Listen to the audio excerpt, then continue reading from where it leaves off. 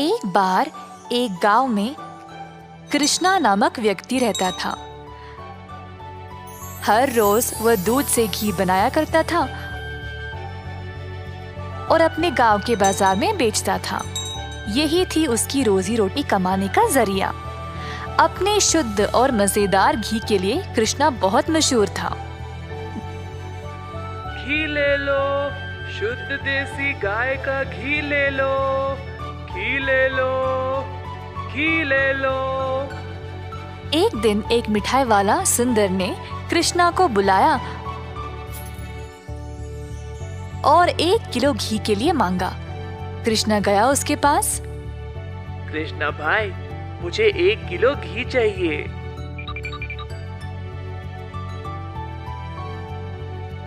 कृष्णा घी को तोलने लगा। जब सुंदर ने देखा कि घी कितना शुद्ध था तो वह अपने आप को रोक ही नहीं पाया। सुंदर ने और घी लेने का निर्णय लिया।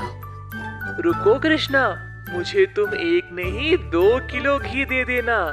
पता नहीं बाद में बचेगा या नहीं।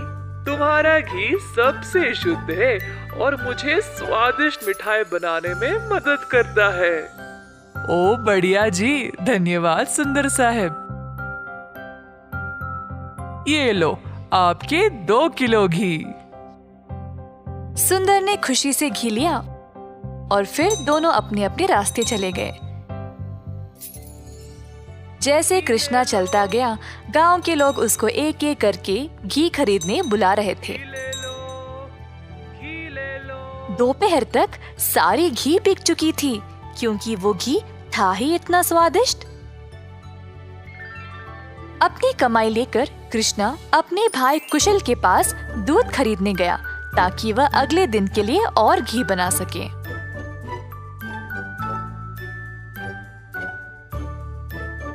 हर रोज कुशल देखता था कि उसका भाई बहुत घी बेचकर अच्छा पैसा कमा रहा था और उसका कारोबार दिन पे दिन और भी ज्यादा बढ़ने लगा। भाई, मुझे 5 लीटर दूध चाहिए घी बनाने के लिए। ओह, अभी तो मेरे पास नहीं है 5 लीटर। क्यों ना तुम शाम को आ जाओ, मैं तुम्हारे लिए बाजू में रखूंगा। कृष्णा के निकलने के बाद कुशल की पत्नी उसके लिए पानी लेके आई। देखा कमला, कृष्णा की तो किस्मत ही बदल रही है। दोपहर में ही इसने सारी घी बेच डाली और दूध के लिए वापस आया था। आप तो सारा दूध इनको ही दे देते हो ना, क्यों ना इस बार आप दूध में थोड़ा सा पानी मिला के दो। इस तरह हम भी ज्यादा पैसा कमा सकते हैं। कुशल ने अपनी पत्नी की बात मान ली और शाम को जब वह गाय से दूध निकालने गया तो उसने दूध में पानी डालकर कृष्णा के लिए बाजू में रखा।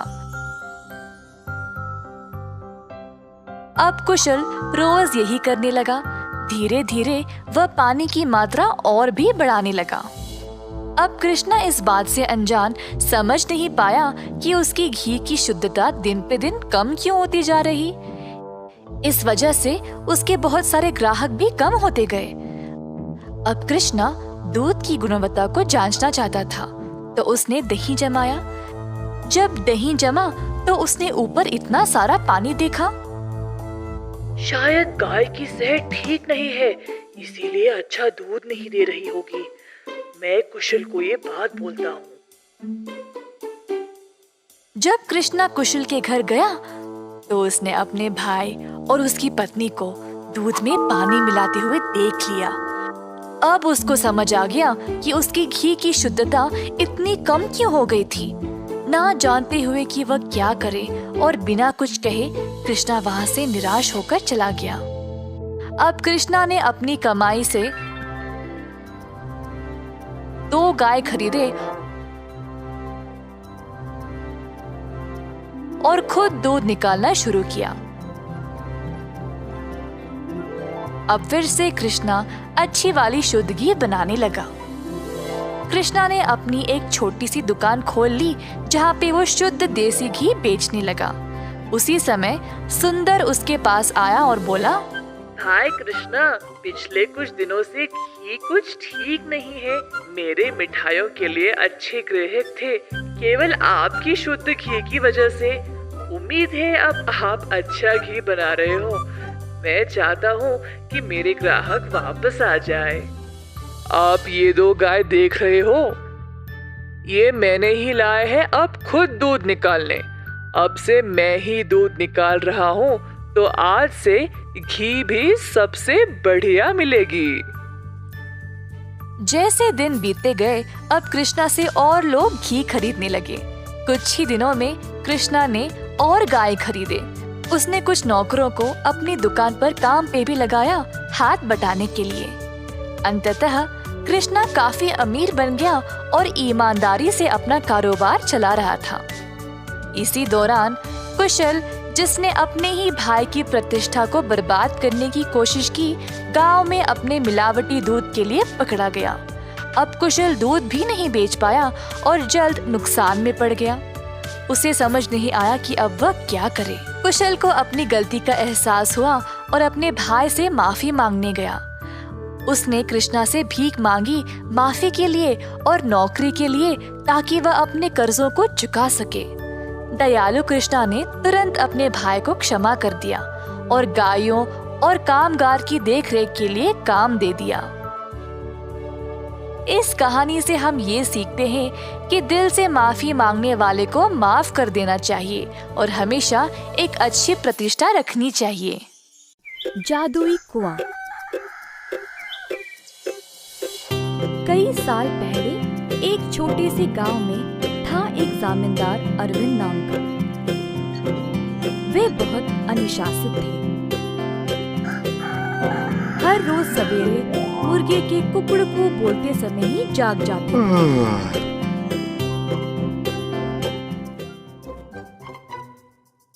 फिर अपने नौकरों को जगा के उन्हें काम पे भेजते थे।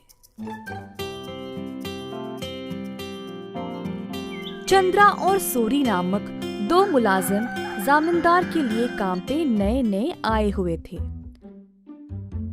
परंतु वे दोनों काफी आलसी थे और सवेरे उठ के खेत में जाना उनके लिए बहुत कठिन लग रहा था। दोनों एक कुएं के पास सोते थे। एक दिन चंद्रा ने सूरी से कहा, हाय रे, हर रोज सवेरे जाग के जाना बहुत ही कठिन काम है ना। सूरी को भी ऐसा ही लगा। हाँ चंद्रा, परंतु हम करे तो क्या करे, मुर्गे के कुकड़कू से ही जमींदार जी जाग जाते हैं। अरविंद जी ने इन दोनों का व्यवहार ध्यान से और चुपचाप से जांचा। आखिरकार उन्होंने एक दिन उन दोनों को सबक सिखाना चाहा। एक दिन जब दोनों सो रहे थे, कुएं के अंदर से आवाज आई, सूरी, कितनी देर और सोओगे? उठो और काम पे निकलो। सूरी को नींद में ही आवाज सुनाई दी और वह अचानक से जाग गया। बाजू देखा तो चंद्रा आराम से सो रहा है। सूरी को समझ नहीं आया कि ये आवाज कहाँ से आई। बुरा सपना मान के वो फिर से सो गया। अगले दिन की बात है और दोनों उसी कुएं के पास सोए थे। इस बार कुएं वाली आवाज चंद्रा को सुनाई दी। वो भी अचानक से जाग गया। आसपास देखा तो सूरी आराम से सोया था।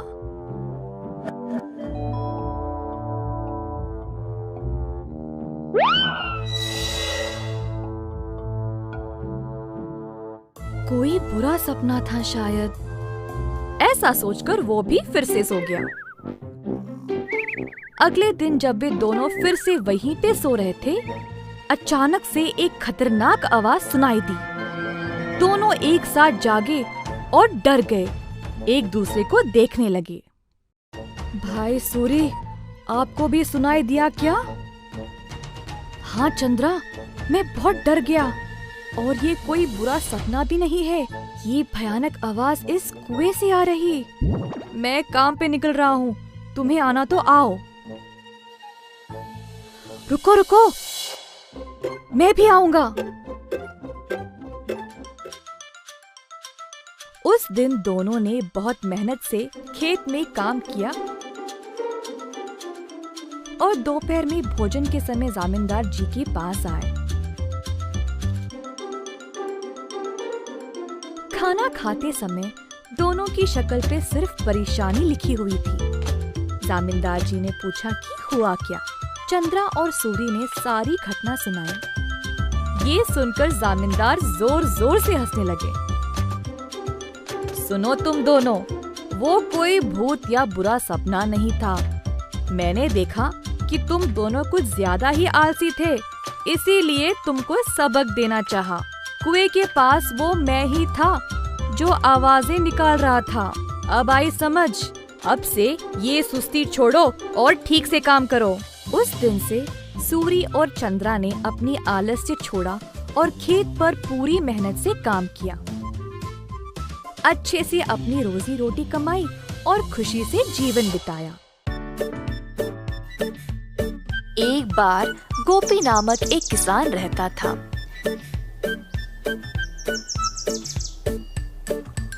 गोपी बहुत मेहनती था। सब लोग उसको पसंद करते थे और उसके साथ अच्छा व्यवहार करते थे।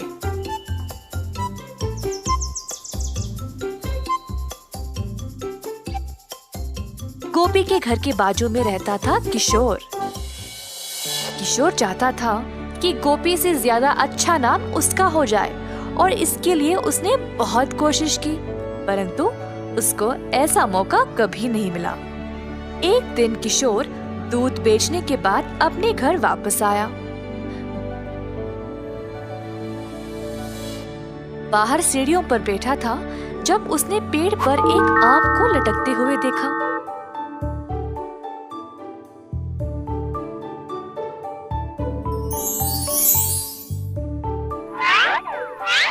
उसने आम को तोड़ा और अपने रुमाल में बंद कर दिया। आम को पकड़ के वह गोपी का इंतजार कर रहा था। जब गोपी वापस आया तब किशोर उसके पास गया और बोला, ओ गोपी, मैं तुम्हारी प्रतीक्षा कर रहा था। क्या बात है किशोर? मैंने इस रुमाल में एक फल को लपेटा है।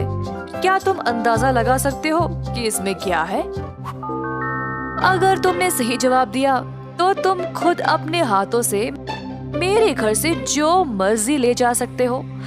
अगर तुमने गलत बोला तो मैं अपनी मर्जी से अपने हाथों से कोई भी चीज तुम्हारे घर से ले जाऊंगा। ठीक है, मुझे लगता है इसमें अमरूद है। गलत जवाब, इसमें आम है। अरे अच्छा, अब क्या? चलो तुम्हारे घर चले, मैं अपने हाथों से जितना हो सके ले जाऊंगा। दोनों चलते हुए गोपी के घर की ओर गए। घर में प्रवेश करने से पहले किशोर को दरवाजे के पास एक सीढ़ी दिखाई दी। तुरंत उसको उठा के बाजू में डाल दिया और घर के अंदर चला गया, परंतु गोपी वहीं पे खड़ा रहा। गोपी, वहीं क्यों रुक गए? तुमने तो सीढ़ी उठा ली थी ना, फिर उसको बाजू में रख के अंदर क्यों चले गए? क्या मतलब तुम्हारा?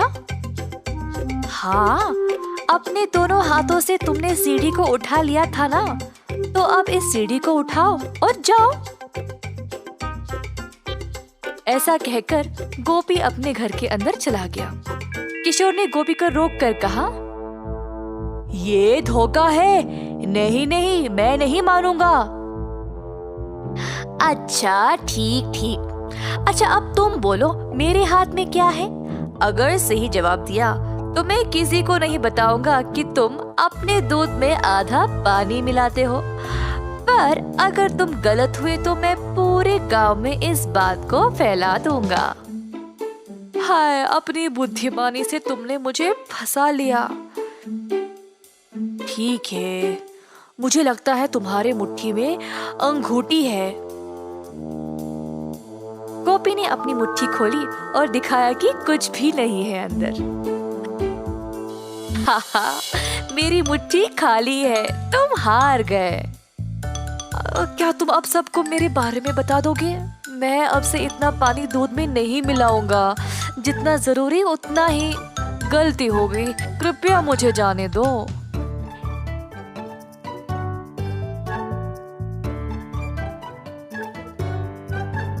इस कहानी से हम ये सीखते हैं कि आत्म अनुशासन के बिना सफलता असंभव है। बंदर मामा। एक दिन बंदर मामा गहरी नींद में सोया था जब एक मीठी सुगंध ने उसे जगाया।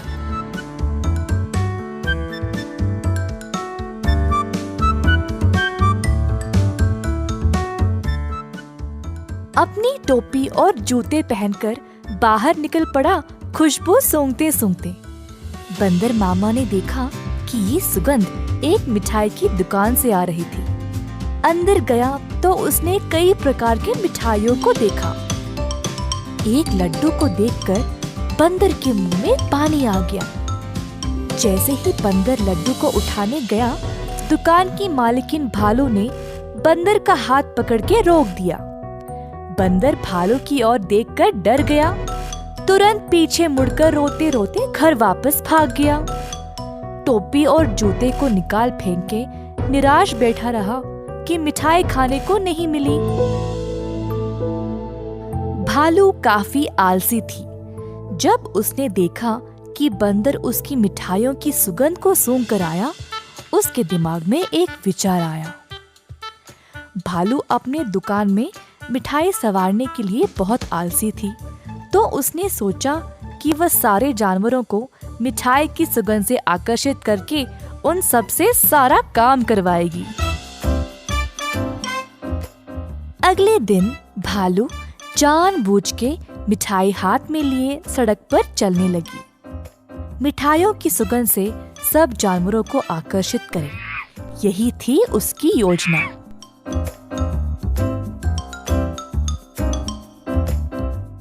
खुशबू फिर से बंदर मामा तक पहुंच गई। इस बार बंदर मामा से रहा नहीं गया और उनका जी ललचाया।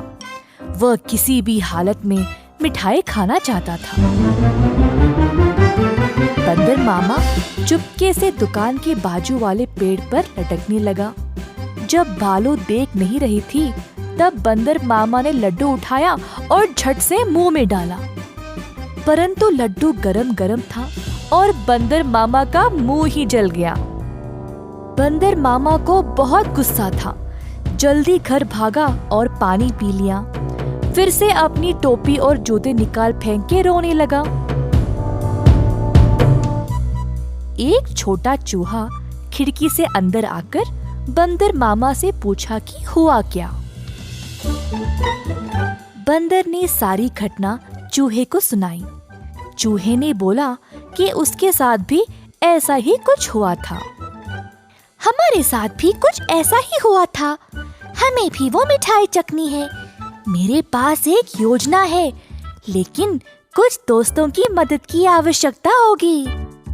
चूहा जल्दी से गया और कुछ दोस्तों को लेकर बंदर मामा के घर वापस आया। चूहे की योजना के अनुसार सारे जानवर दुकान के खुलने से पहले ही वहां पहुंच गए।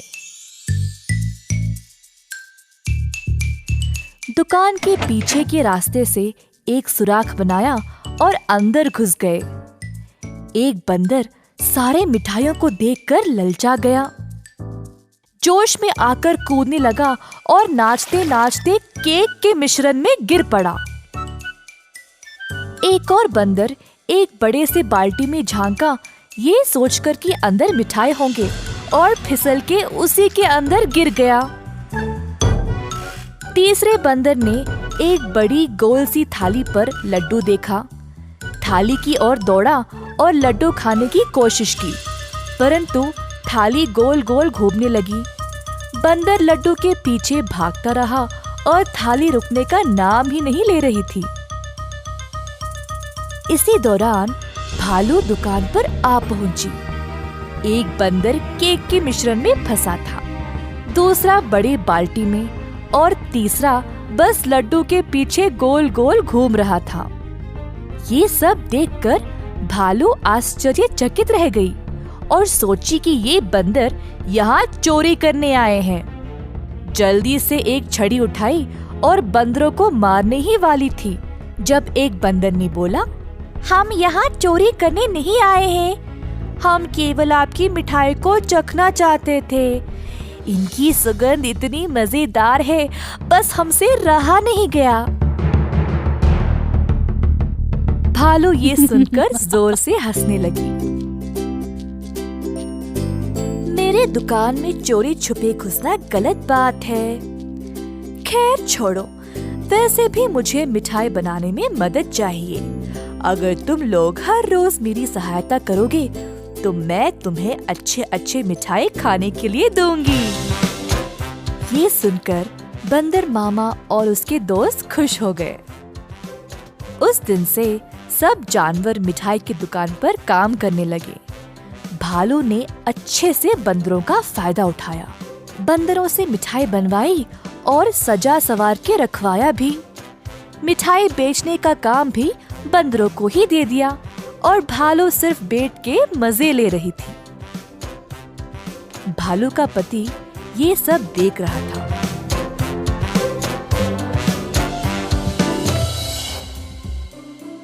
तुम तो रोज इतना काम करती हो, परंतु आज आराम से बैठकर मिठाई खा रही हो। दुकान भी बंदरों से भरा पड़ा है। ये क्या हो रहा है यहाँ पे? बंदरों ने मेरा काम आसान कर दिया है। वे खुशी खुशी सारा काम कर रहे हैं और बदले में मुझे ज्यादा कुछ देने की आवश्यकता भी नहीं। बस दिन में एक एक मिठाई देके काम चला रही हूँ। बंदर मामा कोने में इन दोनों की बातें सुन रहा था और ये सब जानकर उसे बुरा लगा। बंदर को एहसास हुआ कि भालू उसका और उसके दोस्तों का इस्तेमाल कर रही थी। बंदर मामा आगे आया और बोला, भालू जी, हमें आपकी मिठाई बहुत ही ज्यादा पसंद है, परंतु आप हमारी इस कमजोरी का फायदा नहीं उठा सकती। ऐसे स्वार्थी बनके किसी को इस्तेमाल करना गलत बात है। आपको दिखता नहीं हम सब यहाँ कितना मेहनत कर रहे हैं। अंत में भालू को अपनी गलती का एहसास हुआ और सुधार लाना चाहा। उस दिन से भालू और उसका पति दोनों दुकान पर जाकर बंदरों का हाथ बटाने लगे और सही पगार भी देने लगे। बंदर मामा खुश था कि भालू ने उसकी बात मानी और अपने व्यवहार को बदल डाला।